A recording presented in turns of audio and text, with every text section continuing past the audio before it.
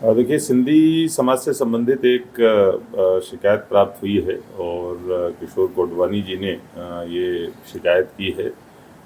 इसको जांच के लिए एडीएम को दिया गया है। बहुत जल्दी ही आगामी 1-2 दिनों के अंदर जैसे ही जांच प्रतिवेदन प्राप्त होता है, जो भी विधिक कार्रवाई होगी वो आगे की जाएगी। देखिए, जैसा मैंने बताया कि शिकायत प्राप्त हुई है, जांच के लिए एडीएम को दिया गया है। जैसे ही जांच प्रतिवेदन प्राप्त होगा वैसे ही विधिक कार्रवाई की जाएगी। इंदौर में पाकिस्तान की कराची की रहने वाली एक युवती ने सिंधी पंच मध्यस्था व विधिक परामर्श केंद्र में अपने पति के खिलाफ गंभीर शिकायत दर्ज कराई है। शिकायत के अनुसार युवती का पति लंबे समय से इंदौर में लॉन्ग टर्म वीजा पर रह रहा है और शादीशुदा होने के बावजूद दिल्ली की एक युवती से सगाई कर चुका है। शिकायत में युवती ने बताया कि शादी के बाद लॉकडाउन से पहले उसका पति उसे कराची से इंदौर भी लेकर आया था, लेकिन लॉकडाउन के चलते उसे वापस कराची छोड़ाया और फिर दोबारा नहीं बुलाया। अब उसे जानकारी मिली है कि उसके पति ने दिल्ली में एक अन्य युवती से सगाई कर ली है। मामला सामने आने के बाद मध्यस्थता केंद्र ने तीनों पक्षों की सुनवाई की। सुनवाई में दिल्ली की युवती ने बताया कि युवक ने उससे तलाकशुदा होने का दावा किया था।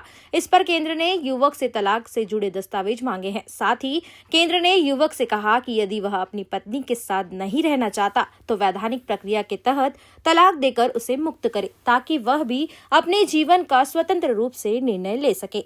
आइए जानते हैं क्या है पूरी खबर। कराची की लड़की है और मूलतः लड़का भी कराची का है। पिछले कुछ 5-7 साल से हिंदुस्तान में रह रहा, वीजा पर शादी करके हिंदुस्तान आया, फिर कोरोना काल में पत्नी को वापस छोड़ आया। क्योंकि उसका पहले ही दिल्ली में लव अफेयर था तो वो लड़की को वापस ला नहीं रहा था। पहले लड़के ने शिकायत की थी कि तलाक दिलाया जाए, पर लड़का किसी भी कानून और मर्यादा को पालन करना चाहता नहीं था। फिर लड़की ने शिकायत की कि इसने सगाई कर ली है, तो लड़की को भी नोटिस दिया था। दिल्ली की लड़की के खिलाफ भी उसने आवेदन दिया और इंदौर में अपने पति के खिलाफ भी आवेदन दिया। कार्रवाई चली, लेकिन लड़के वाला झूठ पर झूठ बोलता जाए और दिल्ली वाली लड़की बोलती है कि मेरा तो तलाक हो गया। मैंने कहा तलाक हो गया तो कागज दे दो, मैं फाइल बंद कर दूं। न तो फाइल कागज मिले न कुछ, और अंततः मेरे को लड़की ने, वो दोनों भारतीय नागरिक नहीं है, अमेरिकन नागरिक है, शादीशुदा है वहां से। उस आधार पे रिपोर्ट बना के इंदौर पंचायत ने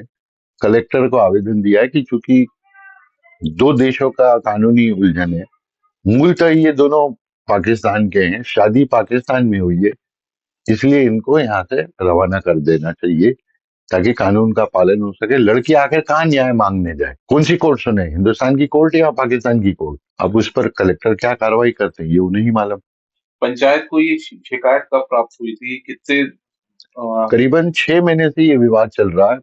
पहले लड़के ने आवेदन दिया था, 3-1 महीने उस पर सुनवाई चली, लड़की वालों ने आनाकानी की, ये कुछ चीज मान नहीं रहा था।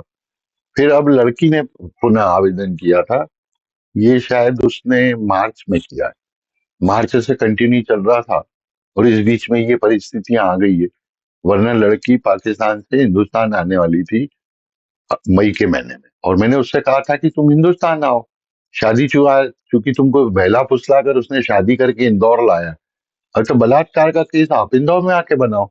वो स्थिति आ गई थी, लेकिन ये युद्ध की जो परिस्थितियां बनी है उसके कारण हमारे अधिकार क्षेत्र से और हमारी कार्य प्रणाली से बाहर है प्रकरण, इसलिए कलेक्टर को आवेदन दिए।